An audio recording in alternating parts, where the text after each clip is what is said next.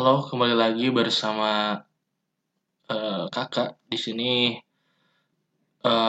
kita akan membahas mengenai jalur KIP kuliah yang memang setelah dicek sendiri di websitenya itu KIP kuliah.kemendikbud.go.id itu belum terupdate ya di tahun 2022 ini. Jadi masih yang tahun kemarin. Nah, ini merupakan apa ya? Acuan, sebenarnya acuan tahun kemarin ya. Jadi acuan pedoman pendaftaran KIPKA tahun lalu karena memang di websitenya sendiri belum ada ya, belum bisa diakses untuk teman-teman yang mau daftar melalui jalur KIP kuliah. Nah, tapi ini bisa menjadi acuan gitu ya, tidak akan jauh beda dengan tahun sekarang. Oke, selanjutnya next. Jadi yang biasanya kita sebut bidik misi ya beberapa 2 tahun ke belakang gitu ya, itu dirubah namanya menjadi KIP kuliah gitu ya. Jadi ini bantuan pemerintah yang dulunya disebut dengan bidik misi gitu ya. Sekarang namanya KIP kuliah. Gitu ya tuh. Jadi berubah namanya sejak 2020 ya. Jadi untuk lulusan SMA, SMK yang mau kuliah gitu ya, di mana kekurangan dari biaya pendidikan untuk melanjutkan ke perguruan tinggi itu bisa melalui jalur KIP kuliah. Oke, kita lanjut. Nah, jadi selama tahun 2020 telah menyalurkan KIP kuliah, bantuan KIP kuliah ke 200.000 mahasiswa. Belum dengan tahun 2021 kemarin gitu ya. Jadi cukup banyak sekali gitu untuk penerima KIP kuliah di Indonesia.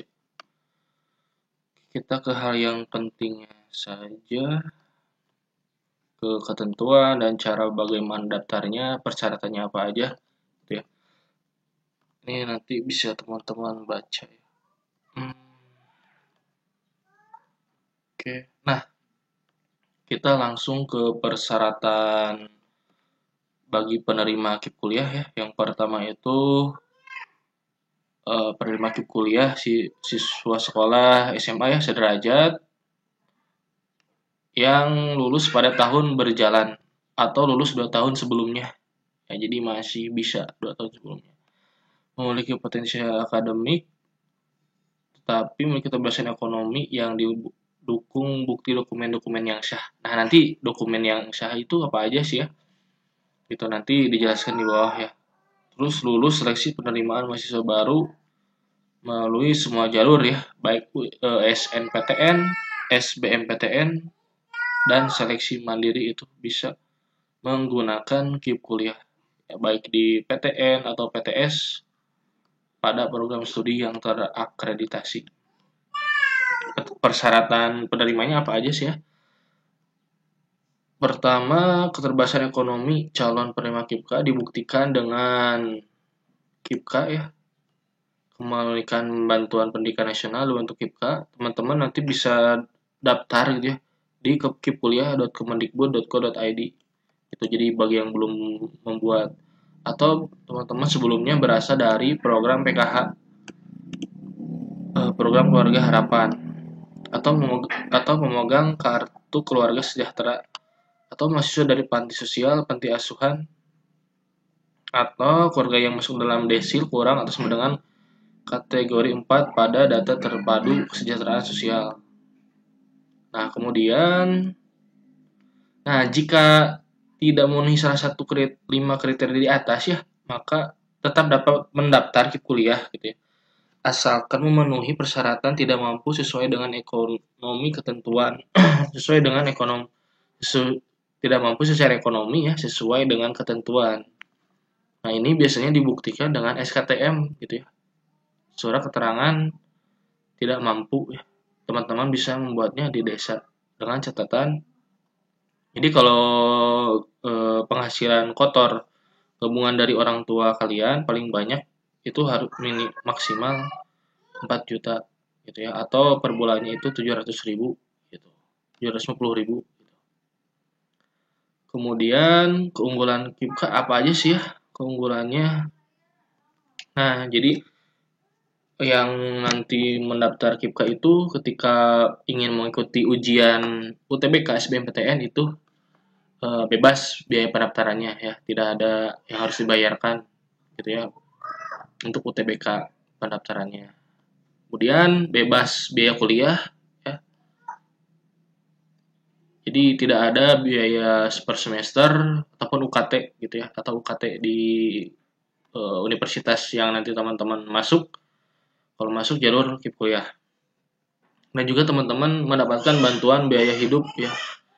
Jadi bantuan biaya hidup selama teman-teman kuliah, kalau sarjana berarti selama 4 tahun. Nah, di sini kan dijelaskan ya. Jadi kalau teman-teman KIP kuliah sarjana berarti 8 semester, 4 tahun, diploma 4 sama ya, 8 semester. Kemudian kalau D3 maksimal 6 semester. Nah, selanjutnya untuk program profesi ya. Jadi program profesi juga itu bisa ya. Jadi dokter, dokter gigi, dokter hewan, nurse, apoteker, dan guru ya. Itu masih bisa mendapatkan KIP kuliah. Nah, gimana sih cara daftarnya ya? Untuk KIP kuliah ini ya, masih dengan website yang sama. Jadi kipstripkuliah.kemendikbud.co.id ini adalah website untuk daftar KIP kuliahnya. Namun kalau teman-teman coba cek ya, itu masih belum bisa mengakses yang tahun 2022. Nah, namun teman-teman bisa catat ya ini, jadi alamat lengkapnya kipstripkuliah.kemendikbud.co.id gitu ya. Selain itu, teman-teman juga bisa mengaksesnya lewat mobile apps gitu ya. Lewat aplikasi namanya KIP Kuliah Mobile Apps gitu ya. Bisa di search, nanti teman-teman bisa download di Google Play Store-nya. Oke, kemudian gimana sih cara daftarnya ya? Nah, pendaftarannya sebenarnya ada 2 cara ya. Jadi kalau teman-teman mau mendapatkan KIP kuliah sejak semester 1, nah lebih baik teman-teman mendaftar secara mandiri gitu ya. Sebelum misalkan SNPTN ya. Nah, sebelum SNPTN teman-teman itu sudah mempunyai KIPKA gitu ya, kartu KIP kuliahnya gitu. Nah, kalau perguruan tinggi gitu ya, melalui perguruan tinggi sebenarnya dapat mendapatkan mahasiswanya gitu ya, yang sudah diterima dan bukan registrasi. Cuman itu biasanya ngambil kuota sisanya gitu ya, sisa dari mahasiswa yang sudah lolos di perguruan tinggi itu gitu ya, yang memang sebelumnya daftar mandiri gitu. Ya lebih baik mending daftar sendiri gitu ya. Jadi sebelum daftar jalur SNPTN, SBMPTN, kalau teman-teman mau memakai KIPKA, teman-teman harus buat akun KIP kuliahnya dulu gitu ya. Nah, apa aja sih yang harus dipersiapkan ya? Pertama itu NIK ya, terus NISN, sama NPSN, sama email yang aktif ya. Nah, jadi nanti email yang aktif ini akan mengirimkan nomor pendaftaran ya, dan kode aksesnya. Nah, jadi validasi dari NISN, NPSN, dan NIK itu nanti mendapatkan nomor pendaftaran dan kode akses gitu ya. Ini untuk login ke website tadi gitu ya, website pendaftaran KIP kuliah. Itu baru teman-teman bisa login gitu ya. Kemudian tahap pendaftaran KIP kuliahnya nih ya. Tahap pendaftarannya tadi ya bisa menggunakan website kipkuliah.kemendikbud.go.id atau melalui mobile apps gitu ya, kuliah mobile apps, KIP kuliah mobile apps. Nah, sama ya tadi gitu. Jadi tampilannya nanti seperti ini ya, ada NIK, NISN, NPSN ya, nanti divalidasi. Nah, jadi nanti melalui email validasinya gitu. Nah, gimana sih tahapan selanjutnya? masukkan nomor pendaftaran. Nah ya, jadi nanti tampilannya kalau teman-teman udah dapat nomor pendaftaran dan kode akses, teman-teman tinggal memasukkan eh, kalau di menu login gitu ya, login aja, masukkan nomor pendaftarannya dan kode aksesnya gitu ya. Dan nanti memilih proses seleksinya mau lewat apa gitu ya. SNMPTN dulu, SBM, SNMPN, SBMPN, atau mandiri gitu ya. Gitu. Nah, selanjutnya nanti sampai selesai ya diisi, pokoknya ikuti langkah-langkah ketika udah login. Nah, nanti biasanya walaupun teman-teman sudah lolos, sudah dapat KIPK ini ya, terus teman-teman lolos ke PTN melalui jalur SNPTN contohnya. Nah, nanti juga sama pihak perguruan tingginya itu dilakukan verifikasi gitu ya. Jadi verifikasi lebih lanjutnya itu oleh perguruan tinggi gitu ya. Takutnya nanti kan ada yang memasukkan data atau bagaimana ya, dicek lagi kebenaran datanya. Nah, itu diverifikasi lagi oleh perguruan tinggi yang menerima teman-teman gitu ya. Jadi sebelum diusulkan sebagai calon mahasiswa KIP kuliah gitu. Ya, jadi kembali lagi ke KIP ke perguruan tingginya. Nah, gimana sih alur pendaftarannya? Yang jelasnya siswa membuka laman kipkuliah.kemendikbud.id atau mulai KIP kuliah mobile apps, nanti input NIK, NISN, dan alamat email, ya, validasi NIK dan bantuan sosial ke Dapodik Kemendikbud, kembali lagi, nanti ketika ini valid, maka adik sebagai siswa itu mendapatkan nomor peserta dan kode akses. Itu ya, simpan, jangan dikasih tahu ke orang lain.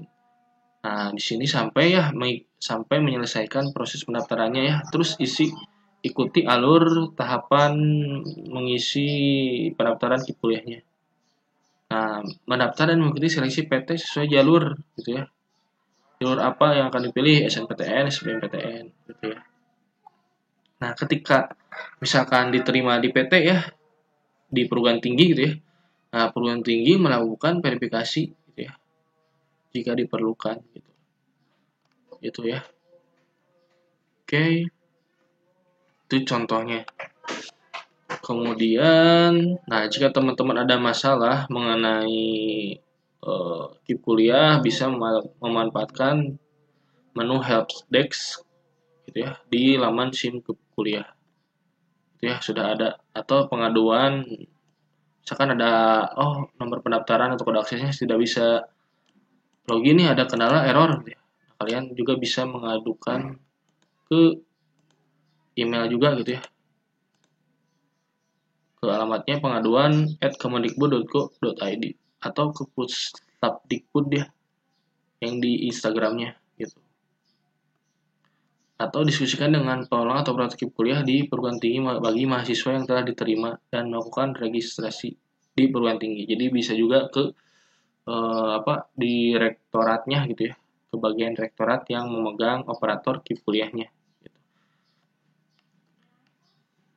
Seperti itu untuk KIP kuliah.